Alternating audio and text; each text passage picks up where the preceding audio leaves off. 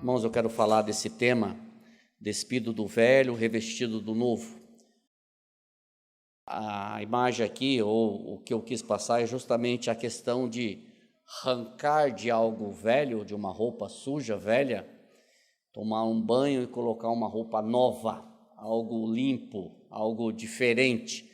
Então, despojando do velho e revestindo do novo. E o texto que eu vou usar é a primeira carta de Pedro, capítulo 4, versículos de 1 a 6.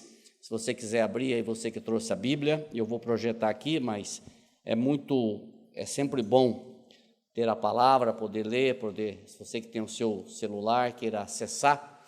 Primeira carta de Pedro, capítulo 4, de 1 a 6, diz assim: Ora, tendo Cristo sofrido na carne, armai-vos também vós do mesmo pensamento, pois aquele que sofreu na carne deixou o pecado, para que no tempo que vos resta na carne, não vivais de acordo com as paixões dos homens, mas segundo a vontade de Deus.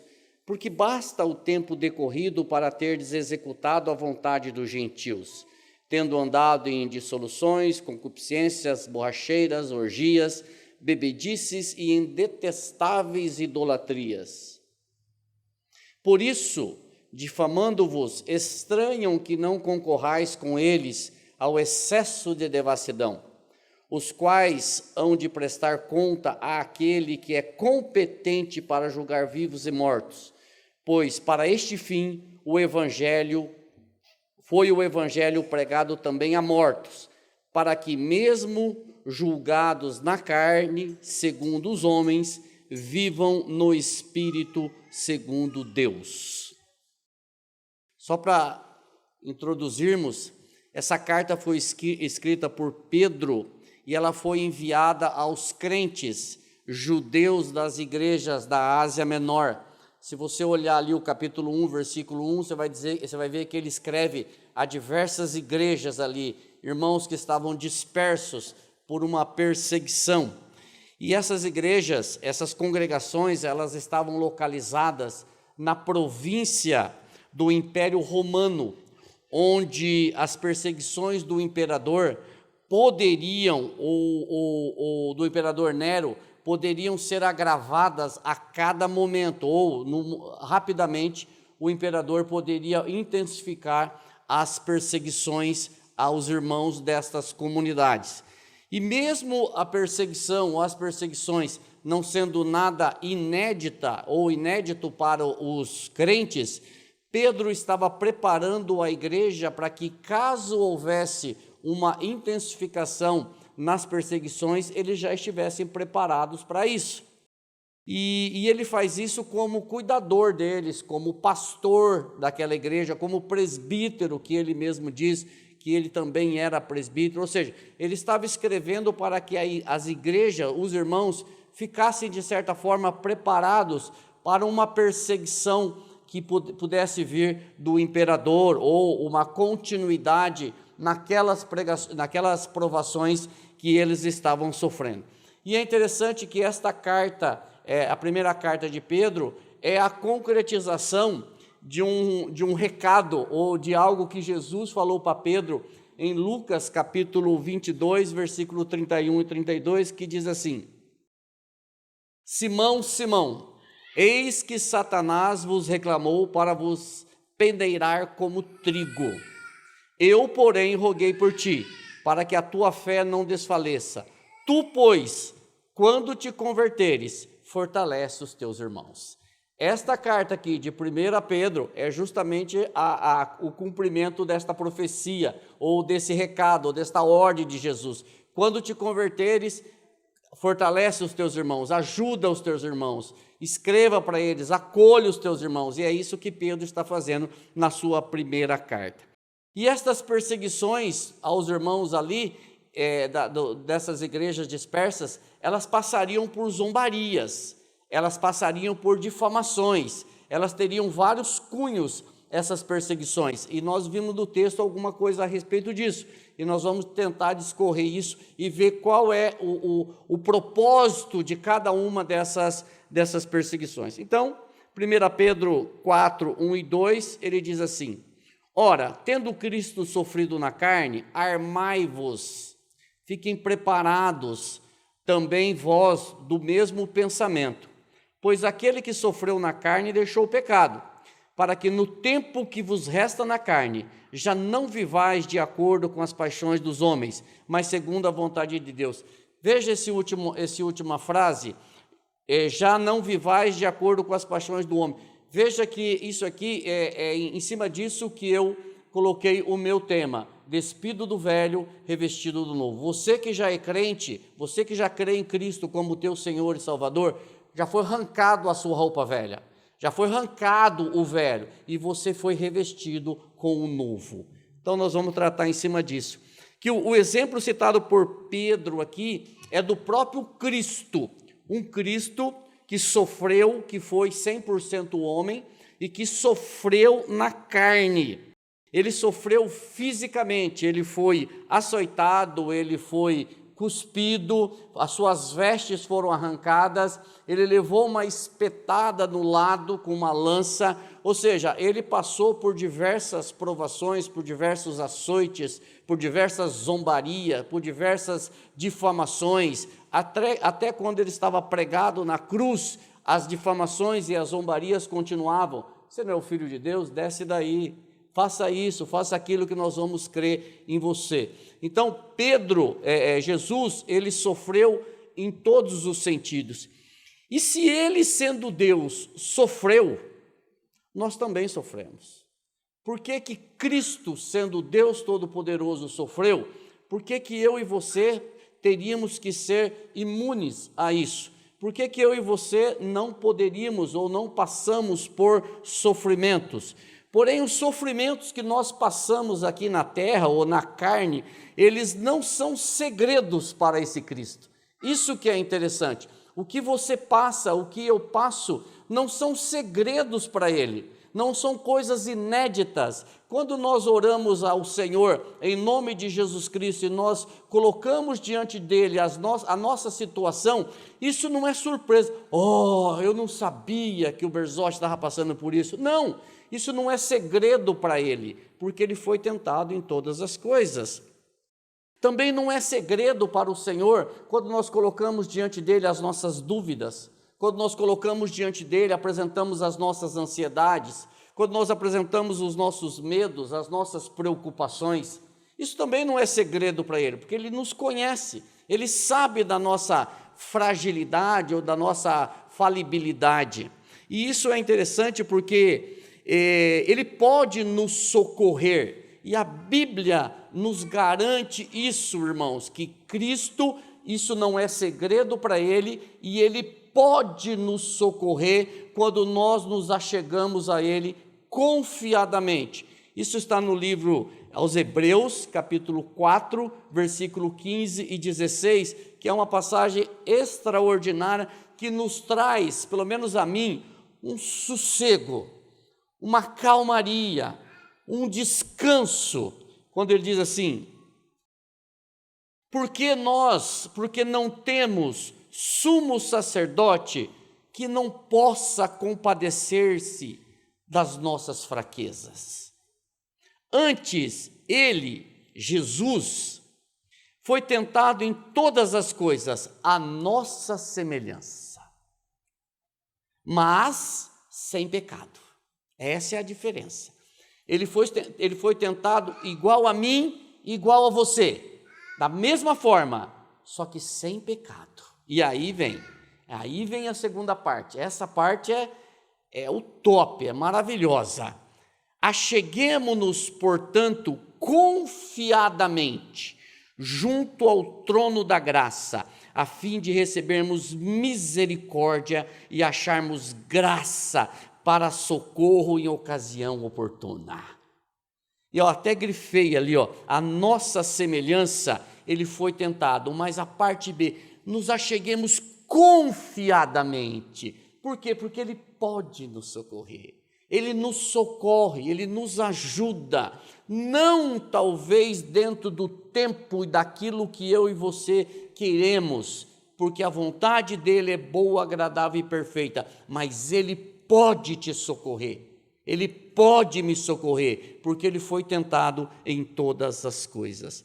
E vejamos, irmãos, que o pedido que nós temos que fazer, como eu coloquei, o texto fala de nós chegarmos diante dele confiadamente. E diante disso, qual deve ser a nossa postura? A nossa postura deve ser da mesma forma que os irmãos, que a carta de Pedro fala para os irmãos, ou seja, termos os mesmos pensamentos, ou como disse o apóstolo no texto, armar-nos do mesmo pensamento, ou ainda outra versão diz assim, armem-se com a mesma atitude que ele teve e estejam prontos também para sofrer. Armem-se com a mesma postura que Cristo teve, ou seja, os sofrimentos na carne, irmãos, não podem, não devem e não são fatores determinantes para nos afastar do Senhor Jesus Cristo. Os sofrimentos que nós passamos não podem, não devem e não são fatores determinantes para nos afastar da nossa relação com o Senhor. O que poderá nos separar do amor de Deus, fala o apóstolo Paulo. O que poderá? Ele fala isso em Romanos 8, 38 e 39, onde ele faz uma série de opostos. Veja bem, ele diz, pois estou convencido de que nem morte, nem vida, nem anjos, nem demônios, nem o presente, nem o futuro, nem quaisquer poderes, nem altura, nem profundidade, nem qualquer outra coisa na criação será capaz de nos separar do amor de Deus que está em quem? Em Cristo Jesus, o nosso Senhor. Nada, por isso que eu vou repetir, as nossas provações na carne não podem, não devem ser fator determinante. Por quê? Porque nada poderá nos separar do amor de Deus que está em Cristo Jesus. E percebe que ele faz umas contradições, vida, morte, altura, profundidade, anjos, demônios, nada disso pode nos separar do amor de Deus. Eu sei, irmãos, eu confesso para vocês, eu sei que às vezes as provações que nós passamos aqui, elas parecem ser tão grandes, elas parecem ser tão profundas, que elas parecem não ter fim. Eu sei disso, e às vezes, até nesse ponto, nós somos egoístas. Você não sabe as minhas provações são maiores do que as suas. Até nesse ponto, às vezes, nós somos egoístas, que eu quero que a minha seja maior do que a sua. Eu sei que nós passamos aqui provações, eu sei que nós passamos situações que parece que não têm fim, parece que elas não vão acabar. E o sofrimento, eles são muito grandes, mas até nisso o Senhor nos traz um alívio, porque o mesmo apóstolo Paulo, ele faz uma comparação entre o que nós passamos aqui e o que está nos esperando na vida eterna. E quando nós fazemos essa comparação, não é que alivia, mas nós temos uma esperança. Olha o que ele diz, Romanos 8, 18 e 19. Diz assim, porque para mim tenho por certo que as aflições deste tempo presente não são para comparar com a glória que em nós há de ser revelada. Porque a ardente expectação da criação espera a manifestação dos filhos de Deus. Não é que Paulo, quando nós vamos falar de provações, sofrimento, Paulo é a referência, porque o que aquele homem passou não é brincadeira. Ele tem 3, 4 relações de sofrimentos que ele cita na Bíblia, que eu acho que se eu fosse provado 10% daquilo, eu não sei não, mas ele é o exemplo de provações. Não é que ele fala o seguinte, eu gostava das provações, não é isso. O problema é que ele vislumbra algo muito maior do que as provações. Ele está dizendo o seguinte, as chibatadas que eu levei, os apedrejamentos que eu tomei, as traições que eu tive dos meus amigos, passei fome, passei sede e um monte de coisa que ele passou. Isso daqui, se eu comparar com o que o Senhor tem preparado, é leve, é leve, porque a glória do porvir, o que o Senhor tem preparado para os seus na eternidade, comparado com isso daqui que nós passamos, se torna leve. E aí eu vou falar para vocês, muitas vezes nós valorizamos mais aqui do que lá. Nós damos mais valor aqui nesta vida terrena, nós sofremos mais com as nossas provações do que nós alegramos com aquilo que está preparado. E isso não é só vocês, esse que vos fala é a mesma coisa, misericórdia de mim, Senhor. E Paulo faz essa comparação e eu acho fantástico. E por que isso, irmãos? Porque nós devemos aguardar ansiosamente a revelação ou a volta do Senhor Jesus Cristo. E onde devem estar os nossos olhos nessa situação? Na vida eterna. Aonde que os nossos olhos devem estar voltados? Na vida eterna. Porque se nós sofremos aqui na carne, haverá um dia ou um período em que isso tudo será trocado pela glória do Senhor.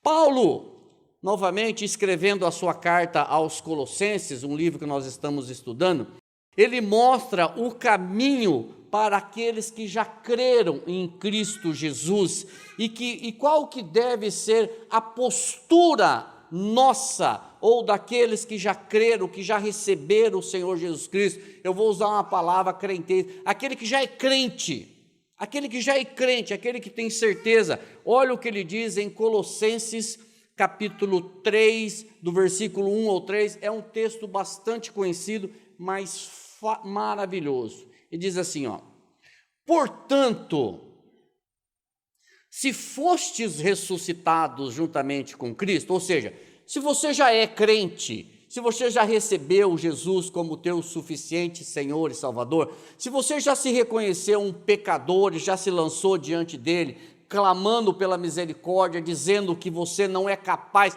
ou seja, se você verdadeiramente já foi ressuscitado, já morreu com Cristo, renunciou à tua vida perversa, pecadora, se você já morreu e foi ressuscitado com Cristo, então você busca as coisas lá do alto, onde Cristo vive, assentado à direita de Deus. Além de você buscar as coisas do alto, pense nas coisas lá do alto, não nas que são aqui da terra, porque morrestes e a vossa vida está oculta juntamente com Cristo em Deus. Se eu e você somos crentes verdadeiros, nós temos dois verbos aqui, nós temos que pensar nas coisas do alto e nós temos que buscar as coisas do alto, ou buscar as coisas do alto e pensar nas coisas do alto, porque o nosso tempo aqui, como o pastor Heber pregou aqui esses dias, está se findando, eu vou falar um pouco disso mais para frente. O nosso tempo está se findando. Então, qual é a nossa postura? É ficar buscando e pensando nas terrenas? Não, é buscar as coisas do alto. Por quê? O apóstolo está estabelecendo aqui para esses irmãos, isso serve para nós, ele está estabelecendo prioridades. Prioridades para uma vida cristã. E por que ele está estabelecendo prioridades? Porque nós já nos fomos despidos do velho e revestido do novo. É por isso que nós temos que ter prioridades na vida cristã.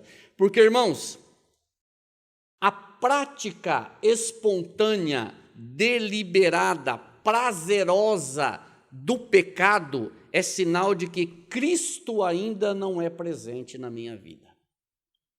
A prática prazerosa, voluntária, deliberada, espontânea do pecado na minha vida é sinal claro de que eu ainda não sou um cristão e que eu ainda não sou um novo convertido.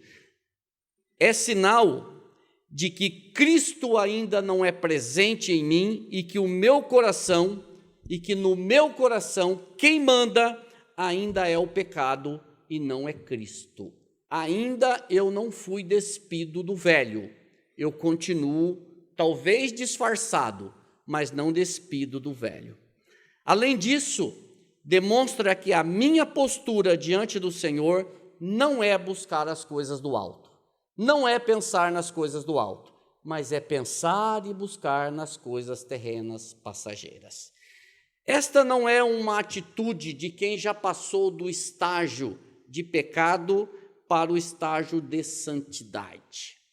Não é a postura daqueles que já passaram desse estágio. Por isso, mesmo diante de uma tristeza quando nós pecamos, porque eu não estou falando de impecabilidade, eu estou falando de não estar deliberadamente ou prazerosamente praticando o pecado. Por isso, mesmo diante dessa tristeza de nós pecarmos, estes já foram perdoados na cruz do Calvário para aqueles que creem em Cristo Jesus como seu Senhor e Salvador, e isso também sossega o meu coração e deve sossegar o seu coração, porque João escreve isso na sua primeira carta, capítulo 1, versículos 8 e 9, quando ele diz assim: se dissermos que não temos pecado nenhum, a nós mesmos nos enganamos. Concorda? Todo mundo estamos na mesma página, né? E a verdade não está em nós, ok? Mas agora vem a notícia boa. Se confessarmos os nossos pecados, Ele é fiel e justo para perdoar os nossos pecados e nos purificar de toda injustiça. Então, aonde está o segredo? Aonde está o segredo? Está no confessar os nossos pecados. Não foi isso, eu me lembro agora, não me lembro todo o texto, mas não foi isso que Davi falou no Salmo 32? Enquanto eu não confessei, o pecado pesava, a mão do Senhor pesava sobre mim. Mas quando eu confessei o meu pecado, e não é isso que acontece com a gente? Quando nós cometemos uma falha, que todo mundo dá o nome bonito, é uma falha, é uma iniquidade, é um erro. Não, é pecado mesmo, entendeu? É pecado mesmo, o nome certo é pecado. Quando nós pecamos e nós ficamos tentando esconder de nós ou de Deus, dizendo: Senhor, esse aqui é aquele pecado de estimação, entendeu? E quando nós ficamos, pesa, mas quando nós confessamos, o Senhor perdoa os nossos pecados, e é isso que João escreve na carta deles. Pois é, irmãos, os pecados, eles devem ser, a cada dia da nossa vida de santidade, menos intenso, porque Gálatas 2, 19 e 20, o Senhor diz alguma coisa no sentido de que não sou eu mais quem vive, mas Cristo vive em mim, e a vida que agora vivo na carne, vivo pela fé no Filho de Deus, que a si mesmo se amou por mim. Ou seja, não sou mais eu, mas Cristo. Menos do Flávio, mais de Cristo. Quanto mais menos do Flávio, mais de Cristo. Quanto mais do Flávio, menos de Cristo. Então, Cristo mais na minha vida, menos do Flávio. E menos vida pecaminosa e mais vida santa. Pois bem, irmãos, esse versículo 2, 1 Pedro 4, 2, particularmente, para você pode não fazer efeito nenhum, mas particularmente, para mim, esse versículo, vou usar um termo dos jovens agora, me arrebentou, mano. Esse versículo impactou a minha vida, quando ele diz assim, nesses últimos dias, para que, no tempo que vos resta na carne, já não vivais de acordo com as paixões dos homens, mas segundo a vontade de Deus. A parte A, porque no tempo que vos resta na carne, eu fiz uma conta, eu não vou revelar a minha idade aqui, mas eu fiz uma conta. A minha mãe já dizia o seguinte, já passou do meio-dia, você entendeu? Eu fiz uma conta e eu fiz uma outra conta, quanto tempo resta? O pastor Hebe falou isso daqui também. Quanto tempo me resta de vida aqui, nesse corpo, nesse tabernáculo, que nem diz Pedro? E o que eu estou fazendo com ele? E o que eu estou fazendo com ele? Irmãos, eu fiquei uns 3 dias preocupado. Senhor, o que eu estou fazendo com o tempo que me resta na carne? Quanto tempo me resta? Quais as minhas prioridades? Eu estou falando de mim, tá? Quais as minhas prioridades? Quais os meus interesses? A minha vida é uma vida cristã ou eu sou um religioso cristão? Eu tenho prazer em me alimentar das coisas do Senhor ou isso é um peso para mim? E aqui eu vou ler que ficou grande. Eu tenho prazer em estar com os irmãos, não apenas em churrascos e confraternizações, mas principalmente compartilhando da palavra, da pessoa e obra de Jesus Cristo, das passagens bíblicas, das histórias do Novo e do Antigo Testamento, dos livramentos, da morte de Jesus, da ressurreição dele, da ascensão dele, do perdão dos pecados, da nova criatura que ele nos fez, da nossa filiação, da reconciliação com o Pai, do retorno de Jesus para buscar a sua igreja, enfim, tantos assuntos excelentes e prazerosos que temos para conversar. Eu tenho prazer nisso ou isso é um peso para mim? Ou como alguém já me disse, eu tenho medo de conversar desses assuntos.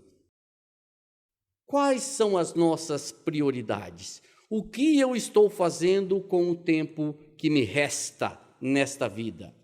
O salmista, ele nos dá uma dica. Ele diz assim, o salmista, Salmo 1, ele diz assim: bem-aventurado o homem que não anda no conselho do ímpio, não se detém no caminho dos pecadores e nem se assenta na roda dos escarnecedores, mas, ou antes, o seu prazer está na lei do Senhor, e na sua lei medita de dia e de noite. Este é o crente, a segunda parte é do cristão, é aquele que tem prazer em estar com o Senhor, se alimentando da palavra, se alimentando de tudo isso que nós falamos aqui, de estar em contato, num relacionamento, em oração, em meditação, em leitura, e com os irmãos e conversando das coisas do Senhor. Irmãos, às vezes a gente conversa de tantas coisas e nós não falamos das obras ou da palavra do Senhor. Pois é, irmãos, versículo 3 de 1 Pedro, ele diz assim: porque acabou o tempo decorrido para teres executados a vontade dos gentios, tendo andado em dissoluções, concupiscências, borracheiras, orgias, bebedice e detestáveis idolatrias. Ou seja, acabou o tempo.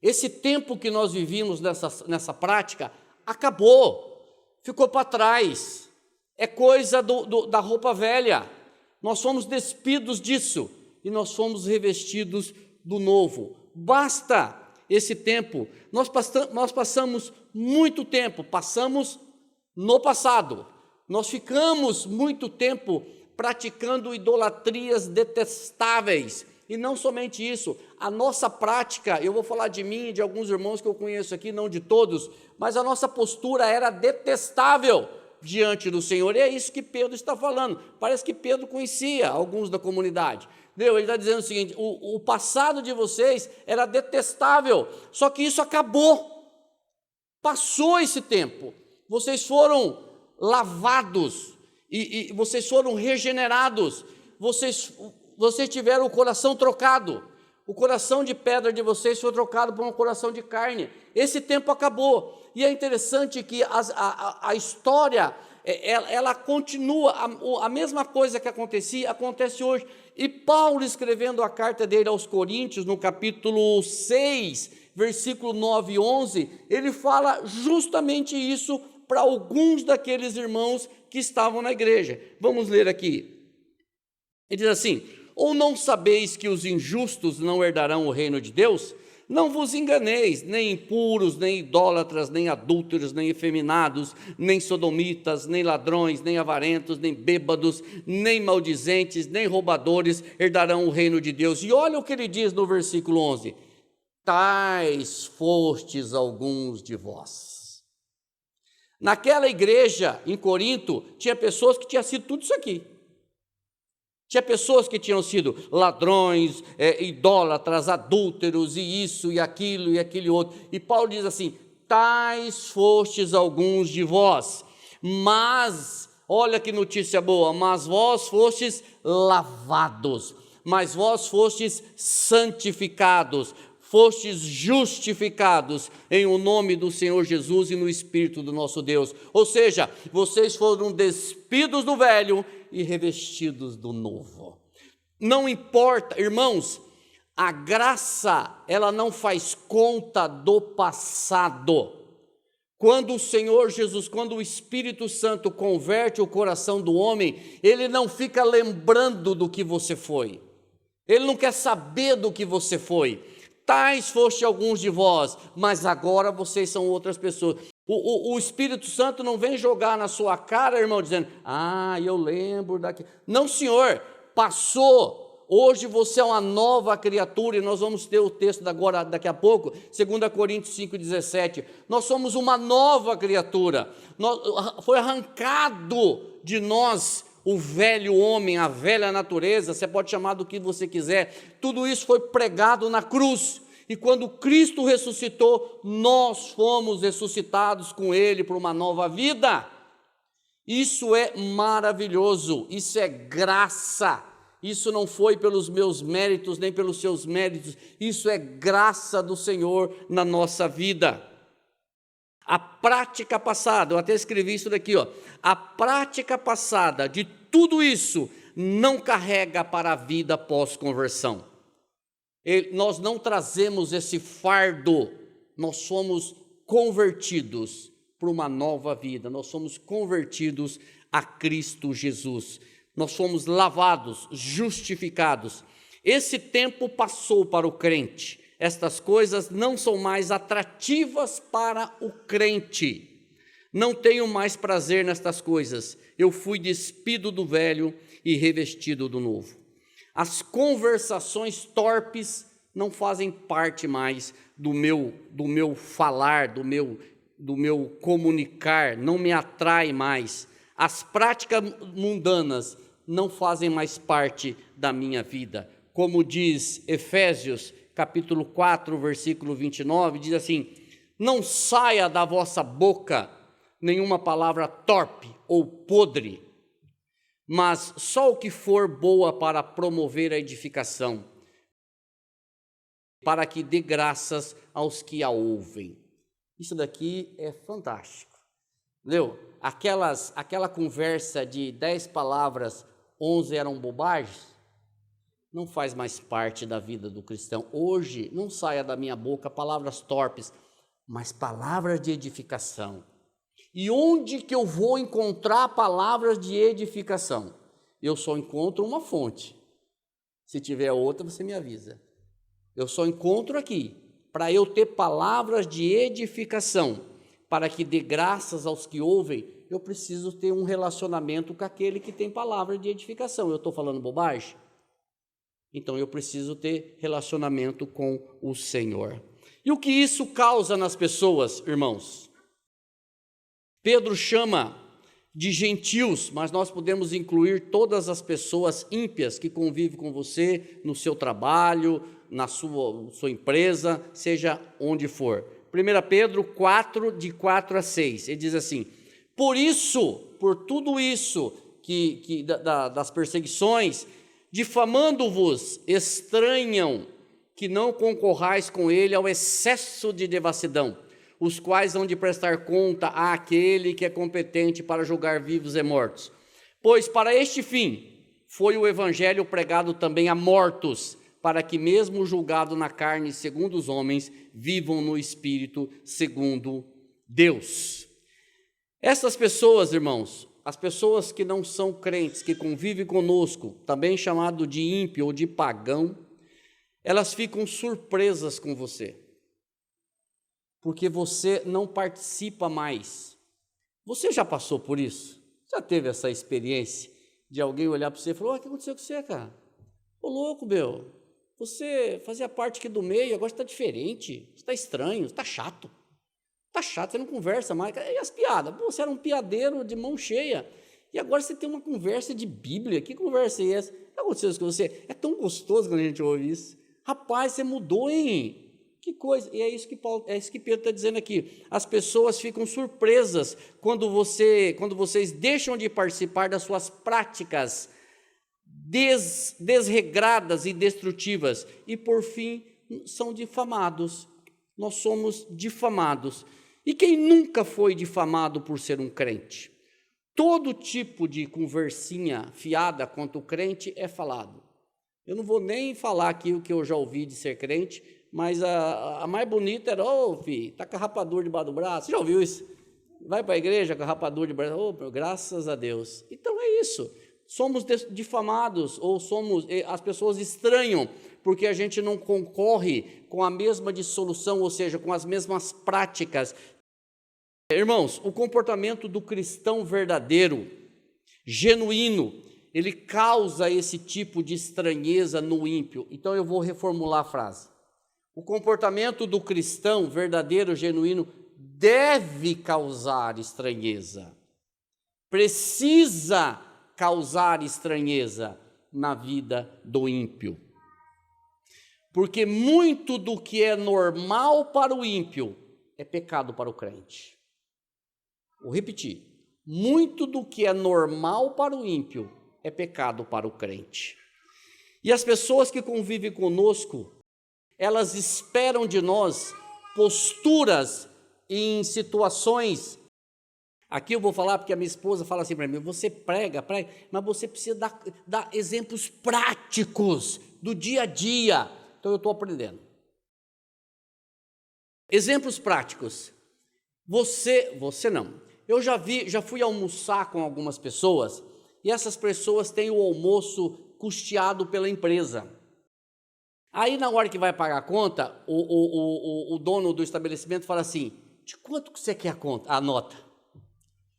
A conta ficou em 20. Faz de 50 aí. E quando as pessoas perguntam para o cliente, de quanto você quer a nota? 20. Por quê? Porque eu gastei 20. Mas você não quer de 50 depois? Isso estranha as pessoas. Isso causa estranheza naqueles que não creem. Porque você fala, não, o valor é 20. Você quer ver uma outra coisa? A mentirinha inofensiva. Não, a mentirinha de nada, isso pode. Quando você não mente, quando você fala a verdade, isso causa até um impacto na vida das pessoas. Louco, mas você podia amenizar a situação, contornar. Não, a verdade é essa daí, entendeu? E as pessoas estranham. Outra coisa, troco errado. Sempre é maior, é óbvio. Você devolve? Quando o crente devolve, eu vou falar um negócio para vocês, eu já contei essa história, eu sou vítima de troco errado, eu sou vítima, acho que Deus quer provar mesmo, vamos ver se esse cara é crente, eu sou vítima de troco errado, sempre é maior, mas eu vou falar um negócio para os irmãos, não passa um mês de alguém me dar um troco errado, sempre é maior. Eu fui uma vez faz tempo isso, eu acho que muitos não eram nem nascidos, eu fui uma vez para Curitiba, e nós paramos na Soledade ali. Aí eu peguei e tomei um café. E era na época que a menina não estava na comanda ainda. Aí no meio do café, eu dei uma fome lá, eu comi uma coxinha daquela. Só que a menina não anotou. E na hora de pagar a conta, a moça cobrou o café. Eu falei, não, pode cobrar que tem uma coxinha também. Ela olhou para mim e falou assim, o quê? Eu falei, não, a moça esqueceu de anotar. Ela falou, não, isso não existe. Eu falei, como, o que não existe? Estou aqui o dia inteiro. As pessoas ficam tentando me passar para trás. E você está dizendo que eu estou cobrando a menor? Eu falei, não, pode cobrar que está cobrando a menor. Ela falou, moço, isso não existe mais. Eu falei, existe sim. Por quê? Porque eu não tenho que prestar conta para ela. Eu tenho que prestar conta para aquele que é competente, que vai julgar, que nós vamos falar daqui a pouco. Não para ela, não para o dono do estabelecimento que me deu um dinheiro a mais ou a menos. Eu tenho que prestar conta para aquele que é poderoso. Outra coisa, o crente, quando ele vai vender um carro e o carro tem problemas, qual é a postura do cristão? Mostrar que tem problema. Eu vou contar mais um caso com vocês, que hoje eu estou cheio de historinha. Eu fui vender um carro e eu levei o carro na oficina. Lá, numa oficina. E aí eu falei assim para o rapaz, eu quero que você faça uma revisão completa nesse carro, tá? Completa. É? Eu falei, por quê? Porque eu vou vender. Eu falei, deixa de ser trouxa. Eu falei, por quê? Você vai vender o carro. Eu falei, e aí? Não, filho, passa para frente. Não é essa a prática? Não é essa a prática? Passa para frente, cara. Deixa o cara que arruma. Falei, não, fião, faz favor, faz o que eu estou pedindo. Faz uma revisão completa no carro, que eu vou entregar o carro revisado para o cara, porque eu não quero, eu acho que isso é uma postura da pessoa. Agora, eu digo para vocês, isso é o que acontece? Quando você faz isso, o ímpio estranha. Porque qual é a prática comum? Deixa que o que compra se vira. Mais uma. Quando, já vi isso muito, tem vários colegas de cartório. Quando você vai vender um imóvel, custa 100, o cara já pergunta isso. Qual que é o valor da escritura que você quer colocar mesmo? É 100, filho. Eu comprei por 100. Não, coloca 80, vai pagar menos imposto. TBI está caro, rapaz. Entendeu? Coloca 80. Não, amigo, é 100, eu comprei por 100. E isso em todos os... É carro, é casa, qualquer bem. Isso estranha o ímpio. O cara diz, ué, mas você quer pagar mais imposto? Não, cara, eu sou sincero. Eu não preciso prestar conta para você. Eu tenho que prestar conta àquele que é competente para julgar todos. Essa é a visão. Eu não preciso prestar conta para o pastor da igreja, nem para o presbítero. Eu vou prestar conta àquele que é competente de julgar todas as coisas. Quando nós temos consciência disso, muda a nossa postura diante do Senhor. E Paulo, escrevendo a sua carta aos Coríntios, ele menciona que nós estamos em Cristo. E estas coisas que eu citei aqui, elas já passaram na vida do crente. 5,17, onde ele diz assim, e se alguém está em Cristo, é nova criatura. As coisas antigas já passaram, eis que se fizeram nova. E se alguém está em Cristo, as coisas antigas já passaram. Então, para as coisas antigas terem passadas, precisa estar em Cristo. Estou caminhando para o final. 1 Pedro 4,5 diz assim, os quais, olha aqui, hão de prestar conta àquele, eu coloquei maiúsculo aqui, porque nós estamos falando do Senhor, que é competente para julgar vivos e mortos. Para uns demora mais, para outros demora menos, mas esse dia vai chegar para todos aqueles que vão se apresentar diante do Senhor, os crentes e os ímpios. O crente não para ser julgado, porque já foi julgado, mas teremos que chegar diante do Senhor. E a prestação de conta será para aquele que é poderoso. Eu não sei se você tem essa percepção, mas eu tenho. Às vezes eu ouço assim, de uma pessoa que morreu. Morreu, geralmente famoso, né? Famoso, eu não vou denominar aqui a classe. Mas morreu fulano. Mas na hora vem assim, geralmente é uma pessoa que a gente fica sabendo possíveis desfalque ou corrupção, seja lá isso, seja lá aquilo. Na hora vem na minha mente, eu digo, e agora? Para que adiantou tudo isso? Mas olha, isso vem em mim assim, na hora eu digo, e agora? Morreu fulano de tal. E a reportagem, a mídia demonstra que a pessoa foi uma pessoa que prejudicou pessoas, fez um monte de falcatruas, e na hora vem em mim, e agora, nego? E agora? Lá não tem crachá, ninguém vai chegar lá e falar assim, você sabe quem você está falando? Lá não tem imunidade, lá não tem eu sou o senhor fulano de tal, eu sou filho do fulano de tal, eu sou filho do pastor, filho. Lá não tem nada disso. Lá nós vamos chegar diante daquele que é competente para julgar vivos e mortos. É lá. Lá não tem esse para chegar e falar, eu sou, eu fui. Então, irmãos, eu quero concluir dizendo o seguinte, pois para este fim foi o evangelho pregado também a mortos, para que mesmo julgados na carne, segundo os homens, vivam no espírito segundo a Deus. Eu tenho certeza que muitos de vocês já ouviram alguém falar que Jesus foi até o inferno pregar os mortos por causa desse texto aqui. Verdade ou mentira? Jesus foi até o inferno. Jesus desceu porque a Bíblia está dizendo que foi e pregou os mortos. Nada disso. E quando ele pega lá no 3,19, dizendo justamente isso também, que ele desceu e pregou os espíritos em prisão, também foi ao inferno. Não é nada disso, nem aquele, nem esse aqui. A melhor interpretação desse texto, eu fui procurar porque não é um texto fácil, a melhor interpretação desse texto é que começa assim: para este fim, ou seja, para este propósito, o evangelho foi pregado até os mortos, isso é, aos gentios. Por quê? Porque a carta foi escrita aos judeus.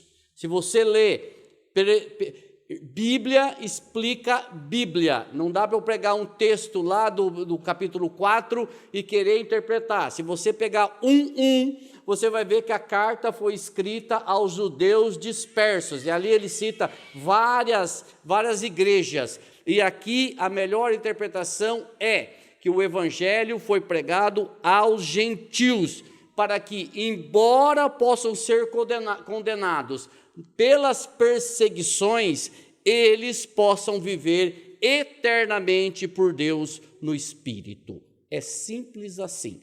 E às vezes a gente fica tentando fazer que Jesus desceu.